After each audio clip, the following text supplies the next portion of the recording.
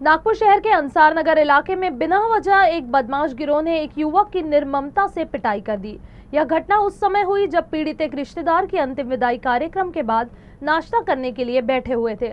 हालांकि इस मामले में शामिल 2 आरोपियों को भी पुलिस ने गिरफ्तार किया है और उनके अन्य साथियों की तलाश कर रही है। पोलीस स्टेशन मध्ये शाहरुख राहणार हसनबाग यांनी येऊन तक्रार दिली की तारीख 17 रोजी ते जेव्हा अंसार नगर डोभी मोहल्ल्यात त्यांच्या नातेवाईकांचं मरण झाल्यामुळे आलेले असताना त्यांचे परिचित आरोपी शाहिद एमपीडीए त्याच्यासोबत नौशाद शाह शादाब आणि एक अनोळखी इसम अशा 4 लोकांनी त्यांना भाईने बुलाया है चलो असे म्हटले असता त्यांनी कळवले की बा ज्यांच्या मरणाकरता मी आलेलो आहे त्यांची मौत मिट्टी उद्या झाल्याच्या नंतर मी येतो।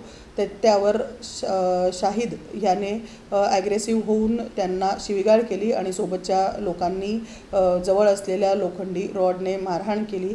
या आशयाच्या आणि जीवे मारण्याची धमकी दिली। या आशयाच्या तक्रारीवरनं गुन्हा दाखल करण्यात आलेला आहे। त्यापैकी नौशाद शाह आणि शाहिद एमपीडीए उर्फ शाहिद याला आम्ही अटक करण्यात आलेला आहे। त्याच्याशिवाय शादाब अली आणि जो अनोळखी इसम आहे त्याचा शोध अद्यापही चालू आहे।